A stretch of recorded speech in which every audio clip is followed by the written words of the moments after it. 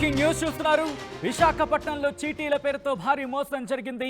6వ police station పరిధిలో చీటీల పేరుతో ఘరానా మోసం చోటు చేసుకుంది. 3 కోట్ల రూపాయలకు పైగా టోకరా పెట్టినట్లు తెలుస్తోంది. వెంకటలక్ష్మి అనే మహిళ సుమారు 120 మంది నుంచి లక్షలు వసూలు చేసినట్టుగా తెలుస్తోంది. బాధితులను మోసం చేశారు వెంకటలక్ష్మి. చీటీల మోసంపై 3 నెలలుగా పోలీస్ స్టేషన్ చుట్టూ తిరిగారు. న్యాయం జరగడం లేదంటూ బాధితులు ఆవేదన వ్యక్తం చేస్తున్నారు. తమకు న్యాయం చేయాలని బాధితులు కోరుతున్నారు. వెంకటలక్ష్మి ఇంటి వద్ద బాధితులు ఆందోళనకి దిగిన విజువల్స్ మీరు చూస్తున్నారు ఆర్టీవీ స్క్రీన్ మీద. మీరు రూపాయి పోగు చేసుకొని కట్టిన చీటీలు ఎటువంటి దారుణానికి దారి తీస్తాయి అనేది అంశానికి సంబంధించి చాలా కథనాలు మీరు చూస్తుంటారు. అలాంటి వాటికి సంబంధించి మరొక ఉదాహరణ.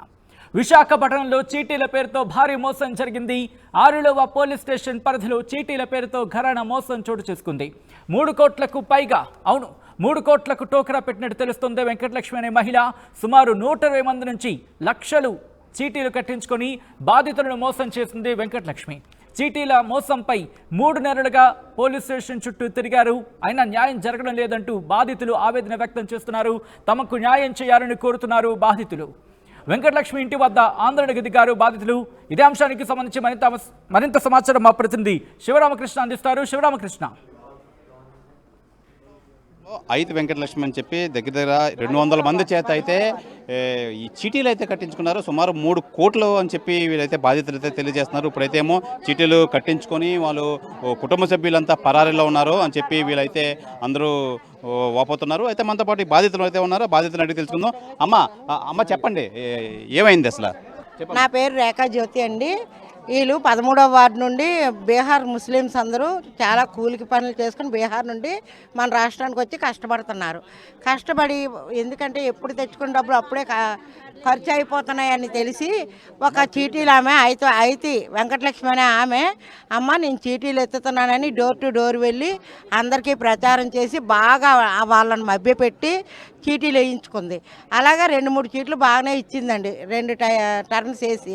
తర్వాత ఏం చేసిందంటే చీటీలన్నీ 200 మంది దగ్గర 3 కోట్లు బాగా తీసుకొని ప్రాపర్టీలే కొనుక్కొని తనన్నీ ఒక దగ్గర పెట్టుకొని, ఎవ్వరు నన్ను ఏం చేయలేరు, మీరందరూ ఎవరు వచ్చినా నన్ను ఏం చేయలేరు, నేను ఎవ్వరికి ఇవ్వను, నా ఇల్లు అమ్మడానికి 60 లక్షలు ఇల్లు ఉంటే అమ్మేసి ఇస్తానని చెప్పి 80 లక్షలు చెప్తుంది. ఆ 80 లక్షలు ఎందుకు చెప్తుందంటే దాని మీద ఎవరు 80 lakhs ఇవ్వరు కాబట్టి, అమ్మే ఉద్దేశం ఆమెకు లేదు కాబట్టి వీళ్ళందరినీ ఇలా బాధలు పెట్టి పోలీస్ స్టేషన్ కంప్లైంట్ ఇస్తే 2 నెలల్లో మీకు ఇప్పిస్తానని చెప్పి పోలీసు వారు ఈ మహిళలందరికీ చెప్పారు. అప్పుడేమో అక్కడ లక్ష్మీనగరు, ఇది లక్ష్మీనగర్ అండి, దుర్గారావు అనే ప్రెసిడెంట్ ఉంటాడు ఇక్కడ. ఆ ప్రెసిడెంటు ఆమె మాట్లాడుకొని 2 నెలలు టైం ఇచ్చారు కదమ్మా, మీరు ఎవరు మాట్లాడకండి, మీ డబ్బులు ఇప్పించే పూచి నాది అని వాళ్ళతో మాట్లాడాడు. మాట్లాడితే ప్రెసిడెంట్ కదా అని ప్రెసిడెంట్ మాటలు విని వీళ్ళందరూ కూడా ఆయనకి మీరు ఎలా చెప్తే మాకు అలాగేనండి అని అంగీకరించారు. అంగీకరించాక పిల్లలందరినీ పరారు చేసింది ఇక్కడ ఉండకుండా. ఈ భూములు ఎక్కడెక్కడైతే ఈ డబ్బుతో ప్రాపర్టీలు కొన్నదో బినామీ పేర్ల మీద పెట్టేసింది. ఈ 2 కేజీలు బంగారము 2 కేజీలు వెండి కూడా ఎక్కడికో పంపించేసింది. ఇప్పుడు ఈ నిరుపేదలైన బాధలు ఎవరు చూస్తారండి? దయచేసి ప్రతి ఒక్కరికి మేము మనం చేసుకుంటున్నాం. ఏమనంటే ఆమె ద్వారాగా వీళ్ళందరికీ ఎంతైతే రావాల్సి వస్తుందో ఆ అమౌంట్ ఇప్పించవలసిందిగా కోరుకుంటున్నాం మేము. అమ్మా, ఏం జరిగింది? ఎంత కట్టారు మీరు? మేము గత 6 సంవత్సరాలుగా ఈవిడ దగ్గర చీటీ కడుతున్నామండి. మా పిల్లలిద్దరూ 15,000 కూలికి వెళ్తారండి. వాళ్ళిద్దరూ కష్టపడినవి, వాళ్ళు పెట్రోల్ పోగా 15,000 రూపాయలు ఆవిడకి నేను ప్రతి నెల చీటీ కట్టేదానండి. గత 16 నెలల నుంచి చీటీ కడుతున్నానండి. 16 నెలల నుంచి చీటీ కడితే మన మార్చి 30వ తారీఖు నాడు నేను చీటీలు ఎత్తేస్తున్నానమ్మా, మీకు రూపాయి కూడా రాదు, ఎప్పుడో ఇల్లు అమ్మితే నేను ఇస్తాను అని చెప్పిందండి. అయితే మేము అన్నాను, నువ్వు ఇల్లు అమ్మితే ఇస్తావు కదమ్మా అనేసి వెళ్ళిపోయానండి. వెళ్ళిపోయిన తర్వాత నాకు 2 రోజుల తర్వాత వీధిలో మహిళలు అందరూ మాట్లాడుకున్నారండి. ఇది ఇప్పటికీ 4వసారి చేసింది ఆవిడ చీటీలు ఎత్తడము. ఫస్ట్ సారి రామాలయం వీధిలో చేసింది, ఆరులవలోని పిల్లలు చిన్నప్పుడు ఆరులవలో రామాలయం వీధిలో చేసి, నెక్స్ట్ గాజువాక్లో చేసి ఇక్కడికి వచ్చింది. ఇక్కడికి వచ్చి మళ్ళీ కరోనా టైం అప్పుడు కూడా చాలామందికి నేను వడ్డీలు ఇవ్వలేను, అసలే ఇస్తాను, నేను నష్టపోయానని చెప్పేసి చెప్పిందండి. చెప్పేసి అప్పుడు చెప్పితే మాకు ఎవరికి తెలియదండి అవన్నీ. తెలియకపోతే ఇప్పుడు ఏంటంటే అవి తెలియగానే నాకు టెన్షన్ వచ్చేసి, అమ్మ నువ్వు డబ్బులు ఇచ్చినంతవరకు నీ ఇంటి ముందు నుంచి నేను కదలని చెప్పేసి దీని ఇంటి ముందు నేను కూర్చుంటే వాళ్ళు చిన్న కొడుకు అన్నాడని నేను కుక్కలకు బిస్కెట్లు ఇసిరేసాను, ఆ కుక్కలు ఇవి 5 నిమిషాల్లో లేపేస్తారు అని చెప్పాడండి. ఆ కుక్క ఎవరో తెలియదండి, కానీ పోలీసులు మాత్రం 5 నిమిషాల్లో వచ్చారండి మమ్మల్ని లేపడానికి. 5 నిమిషాల్లో వస్తే అయితే నేను దాని ఇంటి ముందు కూర్చోనని చెప్పి ఆ గడ్డ దగ్గర కూర్చున్నానండి. ఆ దోమల్లోని ఆటల్లోని 2 రోజులు తిండి తిప్పలు లేకుండా చేశాను. నేను తిండి తిప్పలు లేకుండా కూర్చోవడం చూసి రోహిణి గారు అన్నారు, నేను ఎస్ఐ గారితో మాట్లాడతానమ్మా, నువ్వు వెళ్ళమ్మా ఎస్ఐ గారు. నేను 15,000 చొప్పున 16 నెలలు కట్టానండి. ఇంచుమించు 2,40,000 రూపాయలు కట్టానండి. నేను ఎప్పుడైతే ఆవిడ 4 సార్లు ఇవే చేస్తుందని కానీ నాకు టెన్షన్ వచ్చి నేను ఆవిడింటి ముందునే 2 రోజులు తిండిలో తిప్పలు లేకుండా కూర్చున్నానండి. పాప రోహిణి గారు కూడా కాల్ చేశారు, నా ఆంటీ మీరేంటి రోడ్డు మీద కూర్చున్నారు, మీకు ఏదైనా అయితే మీ పిల్లల పరిస్థితి ఏంటి అనేసి ఆవిడ కూడా కాల్ చేసి చెప్పారండి. సిఐ గారు అన్నారు. మీరు ఎంత కట్టారు, ఎప్పటి నుంచి కడుతున్నారు? మేము 2-3 సంవత్సరాలు తెలుసండి ఆవిడ. ఇంతకు ముందు మేము అక్కడ ఉండేవాళ్ళం కదా, ఏరే దగ్గర ఉండేవాళ్ళమే. వచ్చిన నుంచి అందరి దగ్గర కట్టించుకుంటాం, నమ్మకంగా కడతానండి. ఇంత మునుపు కట్టించి సీట్లు ఇచ్చేసింది. ఇప్పుడు 7 లక్షలు కలిపానండి. 7 లక్షలు కలిపితే 2వ నెలలో మా సీట్ అయిపోయిందండి. 2వ నెలలో అయిపోయిన సీట్లు ఇస్తాను అనేసి అలా లాస్ట్కి ప్రెసిడెంట్ గారిని దగ్గర పెట్టి ప్రెసిడెంట్ గారిని తీసుకొచ్చింది. ప్రెసిడెంట్ గారిని దగ్గర పెట్టి నాకు అక్కడ ఏట్లేదు, నాశ అయిపోయినమ్మా, ఇల్లు అమ్మేసి ఇస్తాను అని చెప్పిందండి.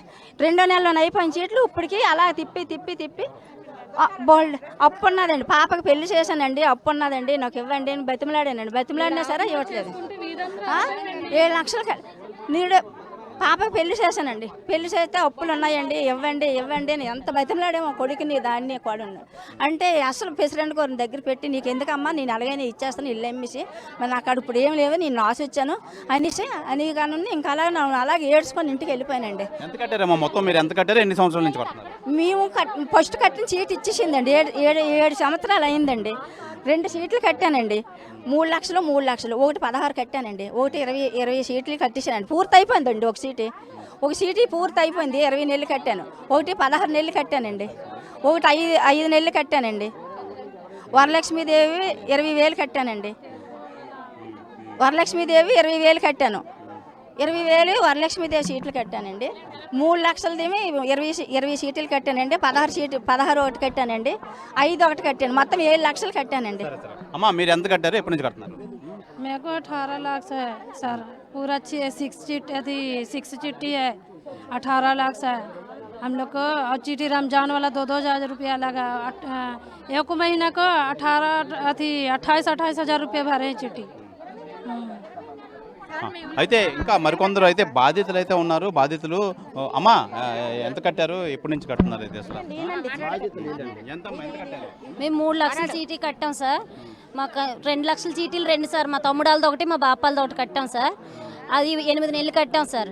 మొన్న 3వ నెల నుంచి 4వ నెల వరకు కట్టాం సార్. 4వ నెల నుంచి ఆపేశారు సార్. మాకు 3 లక్షల చీటీకి 2 లక్షలు ఇచ్చారు సార్. ఇంకో ₹1,00,000 ఏప్రిల్ 4వ తారీఖున ఇస్తానన్నారు సార్. మేము 31నే ఈ డబ్బులు వేయించి ఇవి ఇలాగ అయిపోయామ్మా, నేను ఇవ్వలేను, ఇప్పుడు ఎవరైనా ఇస్తే నేను ఇవ్వగలను అనేసి అన్నారు సార్. మాకు 2,30,000 రావాలి సార్ మొత్తం. వాటికి ఆ 2,30,000కి మాకు ఇప్పుడు కంప్లైంట్లో 1,80,000కి రాశారు సార్. పోనీ మీరు వ్యవసాయ అయిపోయారో లేదో మాకు తెలీదు, మాకు ఇవ్వాల్సిన డబ్బులే ఇవ్వండి అని అన్నాం సార్. అంటే మా ఇల్లు సేల్ అయితే కానీ మేము ఇవ్వలేమన్నారు సార్. అంటే 60 లక్షలకి 4 తీసుకొచ్చారు సార్ బేరం. 4 తీసుకొచ్చారు సార్ 60 లక్షలకి. 60 లక్షలకి అమ్మని అంటుందంట. బ్యాంకులో 36 లక్షలకి లోన్కి పెట్టేసామని అంటున్నాను నేను స్టేషన్లో చెప్పారు సార్ ఆవిడ. అది జరిగిన సిచ్యువేషన్. మీరు ఎంత కట్టారు చెప్పండి, అసలు ఎంత కట్టారు, ఎప్పటి నుంచి కట్టారు? 2 లక్షల చీటీ వేసామండి. 2 సంవత్సరాలు అయ్యింది. 1,90,000 వరకు కట్టామండి. ఇప్పుడు లాస్ట్ చీటీ వచ్చేసరికి ఆపేశారు ఆవిడ చీటీ. మేము డ్యూటీ చేసుకుని ఉదయం 10 గంటలకు వెళ్ళి రాత్రి 10 వరకు డ్యూటీ చేసుకుని పిల్లల్ని వదిలేసి కట్టామండి చీటీ డబ్బులు. ఈవిడికే కట్టామండి. ఇప్పుడు ఏమి ఇల్లు అమ్మేసి ఇస్తామన్నారండి. అప్పుడే 4 నెలలు అయ్యిందండి. చుట్టూ తిరుగుతున్నాం కానీ ఆవిడేం చెప్పట్లేదండి. ఇప్పుడేమో కొడుకులు కూడా ఇల్లు వదిలేసి కోడళ్ళు అందరూ వెళ్ళిపోయారు, ఆవిడ ఒక్కడే ఉన్నారండి. ఎలాగైనా మా డబ్బులు మాకు ఇప్పించాలని, మిమ్మల్ని న్యాయం జరగాలని కోరుతున్నామండి. అంటే మీరు పోలీస్ స్టేషన్ కంప్లైంట్ ఏం పెట్టలేదమ్మా? వెళ్ళామండి, అందరం కలిపి వెళ్ళాము. వాళ్ళేమో మీరు చీటీ వేయడం మీదే తప్పు, ఆగండి ఎలక్షన్లు ఉన్నాయి అది ఇది అని 2 నెలలు ఆగండి, 1 నెల ఆగండి అనేసి వాళ్ళ టైం అడిగారు కానీ మాకేం చెప్పలేదండి. మీరు ఎంత కట్టారమ్మా? మాది 2 లక్షల చీటీ అండి. మేము 18 నెలల పైన కట్టామండి. ఇప్పుడు ఇస్తాననేసి ఇంతకు ముందు చీటీ కూడా పాడేసుకొని 2 నెలలకు అలాగే తిప్పించుకున్నారండి. ఒక చీటీ కట్టే ముందు చీటీ, ఈ రెండో చీటీ కూడా అలాగే తిప్పించుకొని డబ్బులు కట్టించుకున్నారండి. డబ్బులు మాత్రం మాకు చేతికి ఇవ్వట్లేదు. వాళ్ళ రెండో అబ్బాయి మూడో అబ్బాయి రెండో కోడలే మెయిన్ అండి. ఇందులోన చీటీ పాడడం వాళ్ళేనండి, కట్టడం డబ్బులు కట్టించుకోవడం వాళ్ళేనండి. అయితే మనతో పాటు ఇంకా అధిక సంఖ్యలో బాధితులు అయితే ఉన్నారు. ఇంకా వాళ్ళని అడిగి తెలుసుకుందాం. చెప్పండి, మీరు ఎంత కట్టారు, ఎప్పటి నుంచి కడుతున్నారు? అది మొత్తం 16 నెలల కట్టామండి. ఇంకా 4 చిట్టి ఉండిపోయింది, 3 లక్షల చిట్టి. ఆ చిట్టి కూడా మొత్తం అయిపోయింది. అది ఒక చిట్టి. ఆ చీటీ ఇస్తామని చెప్పి ఒక 4 నెలల నుంచి అలాగే చేస్తున్నారు. తర్వాత రంజాన్ది కూడా అది మా ఈ 2000, 3000 అలాగే కడతామండి. ఆ డబ్బులు కూడా రంజాన్లో ఇస్తామని చెప్పింది 5 నెల 3 తారీఖు. ఆ డబ్బులు కూడా ఇవ్వలేదండి. ఆ చిట్టి డబ్బులు ఇప్పుడు మొత్తం రంజాన్ వల్ల అందరూ డబ్బులు పండుగ టైంలో ఇస్తామని అలా అందరూ జనం ఇస్తారు, పండుగ చేసుకుంటామని ఊరు వెళ్తామని చెప్పి ఎవరికి 1 రూపాయి కూడా ఇవ్వలేదండి. తర్వాత చీటీ డబ్బులు కూడా అలాగా ఇస్తాను 2 నెల ఆగండి, ఇంకా 3 నెల, ఇంకొక నెల ఆగండి అలాగే చెప్పి 4 నెలలు చేశారు. తర్వాత ఇప్పుడు ఫస్ట్ ఇల్లు దగ్గరికి మన సంఘం వల్ల అందరూ వచ్చి మాట్లాడితే మొత్తం 6 లక్షల ఇల్లు మీద 3 లక్ష 2 ఇల్లు 5 లక్షల లోన్ ఉన్నదని చెప్పిండండి. మొత్తం 11 లక్ష. ఇప్పుడు బేరం కూడా తీసుకొచ్చాం, మీరు ఇల్లు అమ్మేసి ఇస్తామని చెప్పారనమ్మా. తీసుకొస్తే వాళ్ళు 90-85కి కిందకి రావట్లేదు. అసలు ఈ సందులో ఆ రేట్ ఎంత లేదండి. 60 గజాలకి 60 గజాలు అంటే మన 60 లక్ష వచ్చారు. మళ్ళీ కూడా వాళ్ళు ఇవ్వట్లేదు. నాకు 85 వాళ్ళు అమ్మడానికి ఇది లేవు, ఇష్టం లేవు. వాళ్ళు ఎలాగైనా అందరికి మోసం చేయాలని వాళ్ళ ప్లానింగ్. అంటే ఇల్లు చూపించి మొత్తం అందరిని ఆపుతున్నారు, మేము ఎలాగైనా ఇస్తామని చెప్పి. అంతే, ఆ ఇల్లు మీద అంతే. పోలీస్ స్టేషన్కి కూడా వెళ్తే 2 నెల అది టైం తీసుకుంది. ఆ 2 నెలల టైం అయిపోయింది. తర్వాత ఇంకొకసారి పేపర్ అది ఆ పోలీస్ దగ్గర వెళ్ళి ఎడుపు చూపిస్తుంది అంతే. తర్వాత వీళ్ళ అబ్బాయి, చిన్న అబ్బాయి, పెద్ద అబ్బాయి, ఇంకొక అబ్బాయి, మొత్తం 3 వాళ్ళ కోడలు అందరూ కలిసి ఉన్నారు. ఇక్కడ ఇచ్చేస్తాం వాళ్ళే రాసేసి ఇచ్చారు పేపర్ మీద. రాసిన తర్వాత ఇప్పుడు వాళ్ళు చెప్తున్నారు మా అబ్బాయి వెళ్ళిపోయాడు, మా కోడలు వెళ్ళిపోయారు, వీళ్ళు ఒకరు ఉన్నారమ్మ, ముసలమ్మ ఒకరు ఉన్నది, వాళ్ళందరూ వెళ్ళిపోయారు. వీళ్ళు ఏమున్నదంటే పిందుర్తిలో, ఆనందపురం, విజయనగరం అక్కడ జాగా ఉన్నది. చాలామంది చెప్పారు, ఓపెనింగ్కి వెళ్ళాము, పిందుర్తిలో అపార్ట్మెంట్ ఉన్నాయి, ఇది ఉన్నదని చెప్పారు. మళ్ళీ ఎవరి పేరు మీద తీసుకున్నారో తెలీదు. మనకి మాత్రం మోసం చేశారండి. మనకి న్యాయం కావాలండి. మన చీటీ డబ్బులు అందరూకి వస్తే మనకి ఎందుకన్నా 5 మా తాలూకులో పెళ్ళి అందరూకి డేట్ పెట్టిస్తారు, వీళ్ళు డబ్బులు ఇస్తారని. రంజాన్ అయిన తర్వాత వెళ్తారని అనుకున్నారు ఊరే. ఇప్పుడు డబ్బులు ఇవ్వలేదు. అందరూకి పెళ్లి టైంలో కరెక్ట్గా మొత్తం క్యాన్సిల్ అయిపోయింది. అయితే ఎవరైతే ఈ బాధితురాలు 5 వెంకటలక్ష్మి అయితే ఎవరు ఉన్నారో ఆ 5 వెంకటలక్ష్మి గారు ఇంట్లో అయితే ఉన్నారు. అసలు ఏం జరిగింది, ఎందుకు ఈ విధంగా చేస్తున్నారు అమ్మ, అసలు ఏం జరిగిందమ్మ? ఇంతమంది ఆరోపిస్తున్నారు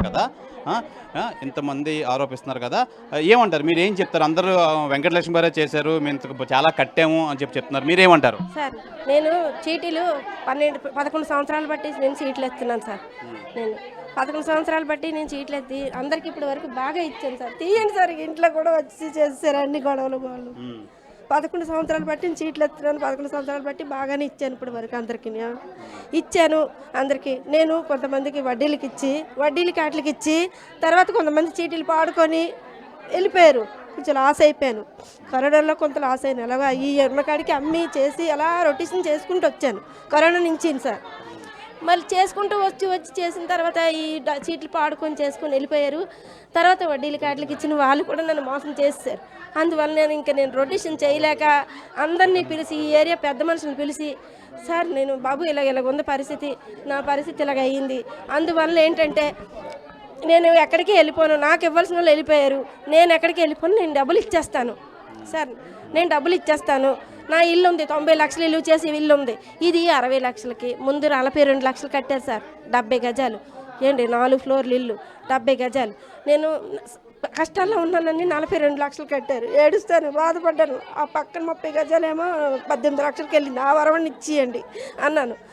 మళ్ళీ 60 లక్షలకు వచ్చారు. నాకు కావాలని ఎవరు ముందుకు రావట్లేదు, అట అన్ని మాటలే తప్ప ఎవరు ఇదవ్వలేదు. అందువలన నేను ఇస్తాను, ఇల్లు అమ్మేసి ఇస్తాను అన్నాను. పోలీస్ కంప్లైంట్ పెట్టారు. నా ఇంటి ముందు ధర్నా చేస్తే అంతవరకు ఇంటి ముందు ధర్నా చేస్తే నేను అలా భరాయించలేక ప్రధానంగా ఇప్పుడు మీ దగ్గర 200 మంది అయితే చీటీలు కట్టారు, దగ్గర దగ్గర 300 కోట్లని వాళ్ళు చెప్తున్నారు, మీరేమంటారు? నేను 90 లక్షలండి, 90 లక్షలు, అక్షరాల 90 లక్షలు. పోలీస్ స్టేషన్లో ఉంది లిస్టు, వీళ్ళ దగ్గర ఉంది లిస్టు, వాళ్ళు ఎంతో చెప్తారు సార్. ఇప్పుడు నేను చచ్చిపోవడానికి సిద్ధమే, నేను దేనికైనా సిద్ధంగా ఉన్నాను సార్. నేను అంతా ఇసుకుపోయాను. చచ్చిపోవడం అది సొల్యూషన్ కాదు కదమ్మా. నా పిల్లలకి, నా కొడుకులకి, కోడలకి అందరికి ప్రాణ భయం ఉంది. వాళ్ళు నాతో ఇంట్లో కావాలంటే చూడండి, శుభ్రం టీవీలు పగలు కొట్టుకొని ఈఎంఐ కట్టాలి, తినపోయినా ఈఎంఐలు కట్టుకోవాలి. అందుకని ఏం చేశానంటే కొట్టుకొని ఆ ఈఎంఐలు మేము నెలలు ఎక్కడ తెచ్చి కడతాం 70,000 అని చెప్పేసి వాళ్ళు మనసిరిగి నువ్వు మా మాట వినలేదు, ఇవన్నీ చేసావు, నువ్వేం చేసుకుంటావో, సస్తావో బతుకుతావో ఇంక నీ ఇష్టం, నువ్వేం చేసుకుంటావో, నువ్వు అమ్ముకుంటే సంతకం పెట్టడానికి వస్తావు, ఇంక అంతేనే వెళ్ళిపోయారు సార్.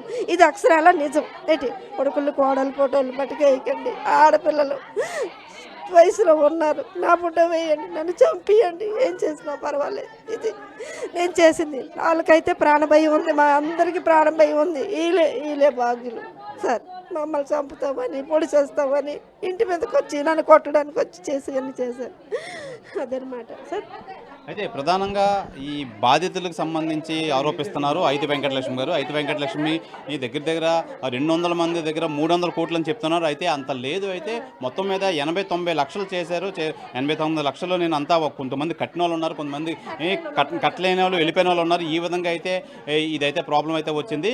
ఎందుకంటే నా ఇల్లు ఉంది, ఇల్లు అమ్ముకొని వాళ్ళందరికీ సెటిల్ చేస్తానని అయితే చెప్తున్నారు. ఏదేమైనా ఈ బాధితులు అయితే మట్టికి మేము ఎప్పటి నుంచో కడుతున్నాము, చాలా కడుతున్నాము అని చెప్పి వీళ్ళైతే ఆరోపిస్తున్నారు.